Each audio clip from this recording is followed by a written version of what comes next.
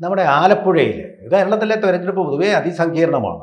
ആലപ്പുഴയിൽ, അമ്പലപ്പുഴയിൽ അപ്രതീക്ഷിതമായിട്ട് നമ്മൾ നേരത്തെ തന്നെ നമ്മുടെ ABC ചാനലിൽ പറഞ്ഞു, അട്ടിമറികളുടെ അമിട്ടുകൾ ധാരാളമുള്ള ഒരു മഹാപൂരത്തിനാണ് കേരളപൂരം. കേരളം പൂരം എന്ന് പറയേണ്ടി വരും, പേര് മാറ്റിയല്ലോ, കേരളമല്ല, കേരളം പൂരം. ഇതിനാണ് ഈ തെരഞ്ഞെടുപ്പ് സാക്ഷ്യം വഹിക്കാൻ പോകുന്നതെന്ന്. അതിൻ്റെ ഓരോന്നോരോന്നായിട്ട് ഇപ്പോൾ ഈ അമിട്ടുകൾ പൊട്ടുന്നുണ്ട്. ഇപ്പോൾ അമ്പലപ്പുഴയിൽ പൊട്ടിയിരിക്കുന്നു, കണ്ണൂരിൽ പൊട്ടാൻ പോകുന്നു പുതിയൊരു പാർട്ടിയുമായിട്ട് സുധാകരൻ, രണ്ട് സുധാകരന്മാരാണ് ഈ അമിട്ടുകൾക്ക്, കമ്പത്തിരികൾക്കൊക്കെ നേതൃത്വം കൊടുത്തുകൊണ്ടിരിക്കുന്നത്. ഇതാ അമ്പലപ്പുഴയിൽ നിന്നുള്ള മറ്റൊരു കമ്പം ഇപ്പോൾ വന്നിരിക്കുന്നു. അദ്ദേഹം പുന്നപ്രയിൽ പത്രക്കാരോട് പറഞ്ഞത് മുഴുവൻ സമൂലം മാറ്റിക്കൊണ്ട് പുതിയൊരു രീതി, ശൈലി മെത്തഡോളജി അദ്ദേഹം ഇലക്ഷന് വേണ്ടി പ്രായോഗിക രീതിയിലേക്ക് വന്നിരിക്കും. ആദർശത്തിൻ്റെ ആ കൊമ്പിൽ നിന്ന്, മാവിൻ കൊമ്പിൽ നിന്ന് അദ്ദേഹം മാഞ്ചൂട്ടിൽ മയങ്ങ പറക്കുന്ന ആളായിട്ട് താഴേക്ക് വന്നിരിക്കുന്നു. എന്ത് പറയുന്നു, താങ്കളുടെ അഭിപ്രായ നിലപാട് എന്താണ്? ഞാൻ സുധാകരന്റെ നാട്ടുകാരനായതുകൊണ്ട് എനിക്ക് ശക്തമായ വിയോജിപ്പ് സുധാകരന്റെ ഈ ഒരു തീരുമാനത്തിലുണ്ട്. അദ്ദേഹം ആദർശം മുറുകെ പിടിച്ച് യഥാർത്ഥ കമ്മ്യൂണിസ്റ്റുകാർക്ക് വേണ്ടിയിട്ട് എടുത്ത നിലപാടിൽ ഞാൻ കൈയടിച്ച ആൾ കൂടിയാണ്. കാര്യം, ഞാൻ ആദർശ കമ്മ്യൂണിസത്തെ സ്വാഗതം ചെയ്യുന്ന ഒരാൾ കൂടിയാണ്. അപ്പൊ അതിനുവേണ്ടി ഞാൻ ബലിയാടാകുന്നു. ഒരു വീരപരിവേഷത്തോടു കൂടി അദ്ദേഹം ഒരു സ്ഥാനാർത്ഥിയായിട്ട് സ്വയം പ്രഖ്യാപിക്കുമ്പോൾ ശരിയാണ്, അത്തരത്തിൽ ഇപ്പൊ പ്രായോഗിക കമ്മ്യൂണിസമാണല്ലോ നടന്നുകൊണ്ടിരിക്കുന്നത്. ആദർശ കമ്മ്യൂണിസത്തിന്റെ വക്താവായിട്ട് അദ്ദേഹം വരുന്നെങ്കിൽ പാർട്ടി ഒരു പുനർചിന്തനം നടക്കുന്നത് നല്ലത് എന്ന് ചിന്തിച്ച ഒരാൾ കൂടിയാണ്. ആ സുധാകരൻ ഇപ്പോ ഈ ഓന്ത് നിറം മാറുന്നത് പോലെ അങ്ങ് മാറി. അദ്ദേഹം അവിടെ പറഞ്ഞിരുന്നത്, ഞാൻ ഒരു രാഷ്ട്രീയ പാർട്ടിയിലും ചേരില്ല, ഒരു മുന്നണിയുടെയും ചർച്ചയ്ക്ക് പോകില്ല, ആരുടെയും പിന്തുണ സ്വീകരിക്കില്ല, യഥാർത്ഥ കമ്മ്യൂണിസ്റ്റുകൾക്ക് വേണ്ടിയിട്ട് ഒരു രക്തസാക്ഷി പരിവേഷത്തോടെ ഞാൻ അവിടെ സ്ഥാനാർത്ഥിയാകുന്നു. യഥാർത്ഥ കമ്മ്യൂണിസ്റ്റുകൾ, CPM-ന്റെ ആശയധാരയെ പിന്തുണയ്ക്കുന്നവർ എനിക്ക് വോട്ട് ചെയ്യും, അങ്ങനെ പാർട്ടി ഒരു സ്വയം തിരുത്തലിന് തയ്യാറാകും എന്നൊക്കെ പറഞ്ഞുകൊണ്ടാണ് അദ്ദേഹം സ്ഥാനാർത്ഥിത്വം അങ്ങ് പ്രഖ്യാപിച്ചത്. ആ സുധാകരൻ ഇപ്പോ 2 മണിക്കൂർ മുമ്പ് അദ്ദേഹം ഇട്ട ഒരു ഫേസ്ബുക്ക് പോസ്റ്റ്, അതിലെ ചെറുതൊക്കെ ഞാൻ വായിക്കാം. അദ്ദേഹം പറയുന്നത് ഇങ്ങനെയാണ്: 6 പതിറ്റാണ്ടിലേറെ കമ്മ്യൂണിസ്റ്റ് പ്രസ്ഥാനത്തിനൊപ്പം അണിയായും നേതൃത്വപരമായും പ്രവർത്തിച്ച എനിക്ക് നിർഭയമായും സത്യസന്ധമായും രാഷ്ട്രീയ പ്രവർത്തനം തുടരാനാകാത്ത സാഹചര്യമാണ് വർഷങ്ങളായി അനുഭവപ്പെടുന്നത്. നേരത്തെ അദ്ദേഹം വിശദീകരിച്ച കാര്യങ്ങളൊക്കെ തന്നെയാണ്. പിന്നെ അഴിമതിക്കാർക്കും ക്രിമിനൽ മാഫിയ രാഷ്ട്രീയം കൈയാളുന്നവർക്കുമെതിരെയുള്ള നിലപാടിന്റെ ഭാഗമായാണ് അമ്പലപ്പുഴ അസംബ്ലി മണ്ഡലത്തിൽ ജനകീയ സ്വതന്ത്ര സ്ഥാനാർത്ഥിയായി മത്സരിക്കാൻ തീരുമാനമെടുത്തത്. അതും അദ്ദേഹം വിശദീകരിച്ചതാണ്.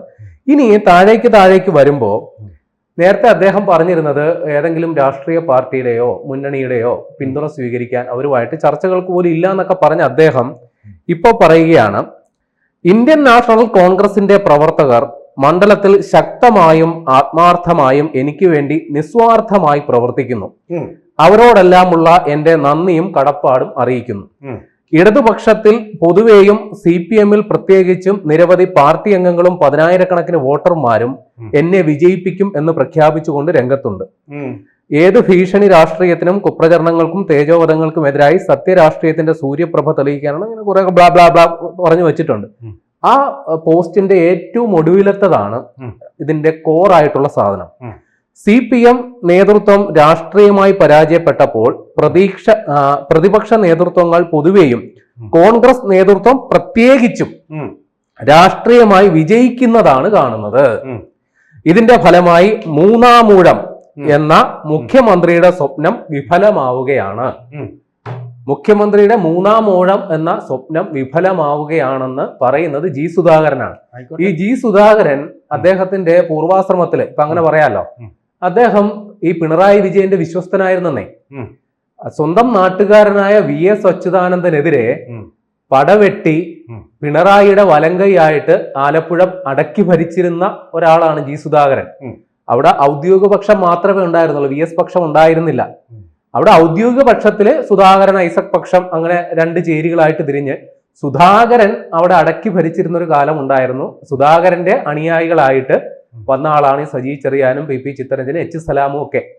അപ്പൊ അവരിപ്പോ വലിയ കാര്യക്കാരായപ്പോ സുധാകരൻ അപ്രസക്തനായി. ആ ഒരു കൊതിക്കറിവിന്റെ പേരിലാണ് ഇദ്ദേഹം ഈ വീണ്ടും മത്സരിക്കാൻ ഇറങ്ങിയെന്നാണ് നമ്മൾ ആദ്യം കരുതിയത്. തന്റെ വിശ്വസ്തരായിട്ട് നിന്നവർ തന്നെ മറികടന്ന് മുന്നേറിപ്പോയപ്പോൾ തനിക്കുണ്ടായ ഒരു ആത്മരോഷം അല്ലെങ്കിൽ ഒരു മോഹഭംഗം, ഇതൊക്കെയാണ് നമ്മൾ പൊതുവിൽ ധരിച്ചിരുന്നത്. പക്ഷെ ഇപ്പോ അദ്ദേഹം കൃത്യമായി എന്താണ് തന്റെ ടാർഗറ്റ് എന്നുള്ളത് ഈ പോസ്റ്റിൽ വ്യക്തമാക്കുകയാണ്. പിണറായി വിജയനാണ്. അതിന് കൃത്യമായ കാരണമുണ്ട്. ഞാൻ മനസ്സിലാക്കി എൻ്റെ ഒരു ഇതില് അനുമാനത്തില് കഴിഞ്ഞ പിണറായി വിജയൻ സർക്കാർ, പിണറായി വിജയൻ രണ്ടാം ഘട്ടം വരുമ്പോ സീനിയർ ആയിട്ടുള്ള പലവരെയും തലവെട്ടി. ജി സുധാകരൻ, തോമസ് ഐസക്, അങ്ങനെ ഒന്നാം പിണറായി സർക്കാരിന്റെ മുഖങ്ങളായി അറിയപ്പെട്ടിരുന്നവരാരും ഉണ്ടായിരുന്നില്ല. അപ്പൊ ഈ സുധാകരനും ഐസക് അടക്കമുള്ള സീനിയർ നേതാക്കളുടെ അവസരം, അവരും ഒരു മുഖ്യമന്ത്രി പദമൊക്കെ സ്വപ്നം കണ്ടിട്ടുണ്ടാവും. ഒരുപക്ഷെ സുധാകരൻ അതിലേറെ കണ്ടിട്ടുണ്ടാകും. അപ്പോ അന്ന് തന്നെ ഒഴിവാക്കിയതിലുള്ള അമർഷം, വാസ്തവത്തിൽ അതാണ് സുധാകരൻ ഇപ്പോ അവിടെ സ്വതന്ത്രനാകാനുള്ള കാരണം എന്നാണ് ഈ പോസ്റ്റിൽ നിന്ന് നമ്മൾ വായിച്ചെടുക്കേണ്ടത്. തന്നെ വെട്ടിയ പിണറായിയോടുള്ള പകപോക്കലാണ് വാസ്തവത്തിൽ സുധാകരൻ അവിടെ നടത്തിയത്. അതല്ലാണ്ട് അവിടെ എച്ച് സലാമിനെ സ്ഥാനാർത്ഥിയാക്കിയത് കൊണ്ടോ തന്റെ താല്പര്യങ്ങൾ പരിഗണിക്കപ്പെടാതിരുന്നത് കൊണ്ടോ തന്നെ പാർട്ടി പദവികളിൽ നിന്ന്, പാർട്ടി വേദികളിൽ നിന്ന് ഒഴിച്ചു നിർത്തിയത് കൊണ്ടോ അല്ല. പിണറായി വിജയനോടുള്ള പകപോക്കലാണ് വാസ്തവത്തിൽ അമ്പലപ്പുഴയിലെ സുധാകരന്റെ സ്ഥാനാർത്ഥിത്വം എന്നാണ് നമ്മൾ അദ്ദേഹത്തിന്റെ ഈ പോസ്റ്റിൽ നിന്ന് മനസ്സിലാക്കി വെക്കേണ്ടത്. ഓക്കെ, ആയിക്കോട്ടെ. പക്ഷേ ഞാൻ ചോദിക്കുന്നത്, വളരെ കരുത്തനായിട്ടുള്ള കമ്മ്യൂണിസ്റ്റ് സഖാവായിരുന്ന, കൂടി രക്തസാക്ഷി കുടുംബത്തിലുള്ള, സ്വന്തം ആഞ്ഞിരി വെട്ടിക്കൊണ്ട് സ്വന്തം അനുജന്റെ മരണത്തിന്റെ കേസ് നടത്തേണ്ടി വന്ന, സത്യസന്ധമായിട്ട് മരാമത്ത് വകുപ്പ് വെച്ച് ഒരുപക്ഷെ മുഹമ്മദ് റിയാസ് ഭരിക്കുന്നതിനേക്കാളും ഭംഗിയായിട്ട്, നീറ്റായിട്ട് ദേവസ്വം ബോർഡും ഭരിച്ച ഒരു മന്ത്രി, CPM VS അച്യുതാനന്ദന് എതിരെ വലിയ ഉറച്ച നിലപാട് ജി സുധാകരൻ സ്വീകരിച്ചുകൊണ്ടാണ് ആലപ്പുഴ എന്ന് പറയുന്ന ചെങ്കോട്ടയിൽ VS അച്യുതാനന്ദൻ അടിയറവ് പറയേണ്ടി വന്നത്. സത്യമാണ്. അങ്ങനെയൊക്കെയുള്ള ജി സുധാകരനോട് എന്തിനു വേണ്ടിയാണ് പാർട്ടിയുടെ ഔദ്യോഗിക വിഭാഗം പ്രതികാരം ചെയ്ത് അദ്ദേഹത്തെ ബ്രാഞ്ച് തലത്തിലേക്ക് മാറ്റി? അതിന്റെ കാരണം എന്താണ്? സുധാകരൻ വാസ്തവത്തില് അദ്ദേഹം സമൂർത്തമായ ഒരൊറ്റ കാരണമേ ഉള്ളതിന് അത് പറയും.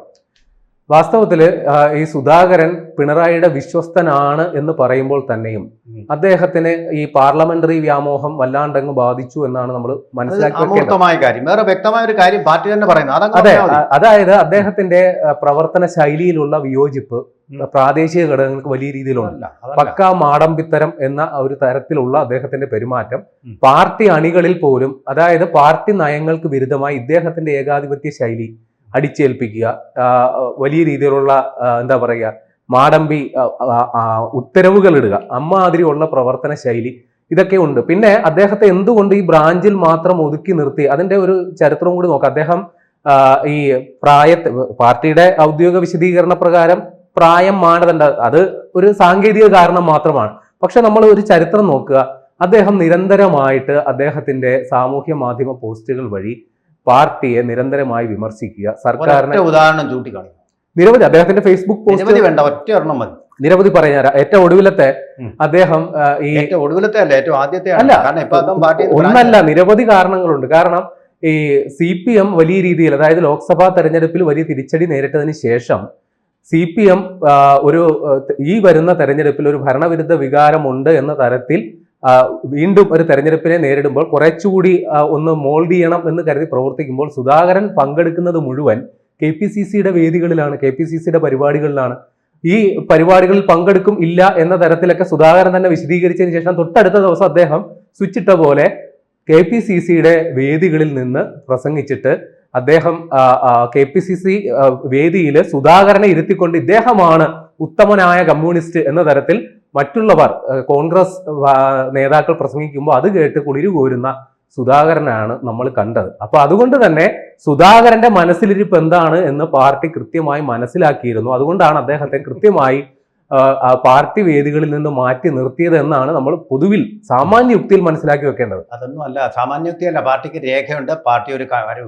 പാർട്ടിയുടെ അന്വേഷണ കമ്മീഷൻ അല്ല, അത് വ്യക്തമായിട്ടുള്ള സത്യങ്ങളുണ്ടല്ലോ, വാർത്തകളായിട്ട് വന്ന് ആരും നിഷേധിക്കാത്തത്. ഇതൊക്കെ നമ്മൾ ഓരോ മനോഗതങ്ങൾ പറയുന്നത് പോലെ അമൂർത്തം. പാർട്ടിക്ക് ഇതിന് വ്യക്തമായിട്ടുള്ള കാരണങ്ങൾ വെച്ചുകൊണ്ടാണ് തരം താഴ്ത്തിയത്. അദ്ദേഹം പാർട്ടിയുടെ സ്ഥാനാർത്ഥിയായി അമ്പലപ്പുഴയിൽ മത്സരിച്ചിരുന്ന സ്ഥാനാർത്ഥിക്ക് വേണ്ടി പ്രവർത്തിക്കാതിരുന്നതിന്റെ ഫലമായി ഭൂരിപക്ഷം കുറഞ്ഞു. അപ്പൊ കാരണം എന്താ? ജയിച്ചു സ്ഥാനാർത്ഥി, ജയിച്ചിട്ടും ഭൂരിപക്ഷം കുറഞ്ഞു എന്നൊരു കമ്മ്യൂണിസ്റ്റ് പാർട്ടി എന്ന് പറയുന്നത് ലജ്ജാകരമാണ് ഒന്നാമത്തെ കാര്യം. കാരണം പാർട്ടിയെ സംബന്ധിച്ചിടത്തോളം പാർലമെന്ററി ജനാധിപത്യത്തിൽ വിശ്വാസമില്ലാത്ത പാർട്ടിയാണ്. സീറ്റ് കിട്ടുക എന്നുള്ളതാണ് ഭൂരിപക്ഷം. ഞാൻ പറഞ്ഞു തീർക്കട്ടെ. താങ്കൾ ഇത്രയും നേരം പറഞ്ഞല്ലോ, അപ്പോൾ അങ്ങനെയുള്ളൊരു പാർട്ടി അവിടെ മത്സരിച്ച സ്ഥാനാർത്ഥിക്ക് ഭൂരിപക്ഷം കുറഞ്ഞു എന്ന് പറയുന്നതിൻ്റെ പേരിലാണ് ജി സുധാകരനെ തരം മാറ്റിയത്. വളരെ വ്യക്തമാണത്. കാരണം പാർട്ടി രേഖകളുണ്ട്. അതിൻ്റെ പേരിലാണ് തരം താഴ്ത്തിയ നടപടികൾ സ്വീകരിച്ചത്. അങ്ങനെയുള്ള സുധാകരൻ താങ്കൾ തന്നെ പറഞ്ഞു പിണറായിക്ക് വേണ്ടി പോരാടി. എന്നിട്ട് ഔദ്യോഗിക കാറിന് അതുവഴി അദ്ദേഹത്തിൻ്റെ വീടിൻ്റെ മുമ്പിൽ കൂടി 40 വാഹനങ്ങളുടെ അകമ്പടിയോട് പോയ മുഖ്യമന്ത്രി തൻ്റെ കമ്മ്യൂണിസ്റ്റ് സഹാബിനോട് ഒരു നന്ദി പ്രകടിപ്പിക്കാൻ, സുധാകരൻ നന്ദി പ്രകടിപ്പിച്ചില്ലെന്ന് താങ്കൾ പറഞ്ഞു, ഒരു നന്ദി പ്രകടിപ്പിക്കാൻ ഒന്ന് കൂടിക്കാഴ്ചയ്ക്ക് തയ്യാറായോ? അദ്ദേഹം പരിവാര സമേതം അദ്ദേഹം പോയല്ലോ. പഴയ കാലങ്ങൾ ഓർമ്മകൾ ഉണ്ടായിരിക്കണം കേട്ടോ സഖാക്കൾക്ക്. ആ ഓർമ്മകൾ അദ്ദേഹം കൈവിട്ടല്ലോ. എന്നിട്ട് അദ്ദേഹത്തെ ന്യായീകരിക്കാം. സുധാകരൻ ആയതുകൊണ്ട് നിയന്ത്രിക്കുന്നുണ്ട് ഇത്രേ പറഞ്ഞുള്ളൂ. അല്ലെങ്കിൽ പിണറായിയുടെ ഗുണിതങ്ങൾ ഓരോന്നായിട്ട് അറിയാവുന്ന ആളാണ്.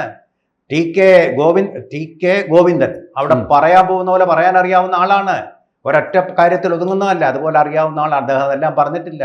ഇപ്പോഴും ജയിലറകളിൽ പോകുമ്പോഴും അടികൊള്ളുമ്പോഴും നഖത്തിനടിയിൽ കുത്തുമ്പോഴും നഖം പിഴുതെടുക്കുമ്പോഴും സഖാവിനെ ഒറ്റുകൊടുക്കാത്തതുണ്ടല്ലോ. സഖാവ് എവിടാണെന്നുള്ള സത്യം പറയാത്ത സഖാക്കളെ പോലെ അദ്ദേഹം ആ രഹസ്യങ്ങൾ ഇപ്പോഴും സൂക്ഷിക്കുകയാണ്. അതാർക്ക് വേണ്ടിയാണ്? പാർട്ടിക്ക് വേണ്ടിയാണ്. പിന്നെ രാഷ്ട്രീയ സാഹചര്യത്തിൽ ഇന്ത്യൻ നാഷണൽ കോൺഗ്രസ് അദ്ദേഹത്തെ പിന്തുണയ്ക്കുന്നത് എന്ത് മഹാഭാവമാണെന്ന് നിങ്ങൾ അങ്ങോട്ട് പറയുന്നത്. പിന്നെ ഈ ഇന്ത്യ മുന്നണി എന്ന് പറയുന്ന പിന്നെ എന്ത് ചേർന്ന CPM കൂടെ അതിന്റെ ഭാഗമല്ലേ? മോദിയെ കൊല്ലാൻ വേണ്ടി ഒതുക്കാൻ വേണ്ടിയിട്ട് നടക്കുന്ന പാർട്ടിയുടെ ഭാഗമല്ലേ? അതാണ് സുധാകരൻ പുന്നപ്ര സമ്മേളനത്തിൽ അത് പറഞ്ഞു. ഇന്ത്യ മുന്നണിയുടെ ഭാഗമായിട്ട് ഞങ്ങൾ നിൽക്കും. അതിനെന്താ കുഴപ്പം? തൊട്ടപ്പുറത്തെ തമിഴ്നാട്ടിലെ നിങ്ങളെല്ലാം ഒറ്റക്കെട്ടല്ലേ? കോൺഗ്രസുമായിട്ട് ഒറ്റക്കെട്ടല്ലേ? ബംഗാളിൽ ഒറ്റക്കെട്ടല്ലേ? പിന്നെന്തിനാ ഇവർ ഇങ്ങനെയൊക്കെയുള്ള വാദങ്ങളൊക്കെ ഉന്നയിച്ച് സുധാകരനെ വീണ്ടും ഒരു ബലിയാടാക്കണോ? അദ്ദേഹത്തിൻ്റെ അനിയനെ ബലിയാടാക്കിയതുപോലെ അദ്ദേഹത്തിനെ ബലിയാടാക്കണോ? എന്താണിത്?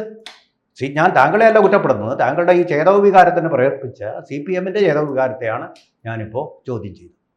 കൂടുതൽ വാർത്തകളും വിശേഷങ്ങളും നിങ്ങളിലേക്ക് എത്താൻ ABC മലയാളം സബ്സ്ക്രൈബ് ചെയ്യുക, ബെൽ ബട്ടണും അമർത്തുക.